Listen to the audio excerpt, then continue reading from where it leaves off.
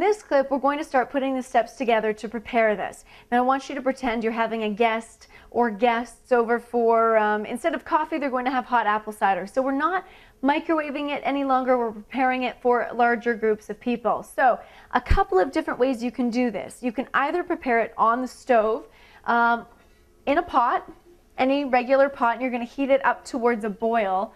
Or you can also use a crock pot. A crock pot is a great way to prepare the hot apple cider. Leave it for 6 to 8 hours and your house will smell heavenly. It will smell like you've been baking. Now, what I like to do, in case you're having just a couple of people over, your good old trusty coffee maker. I don't use it so much for coffee. I don't drink coffee. So what I tend to do is I use my coffee maker for making things like hot apple cider.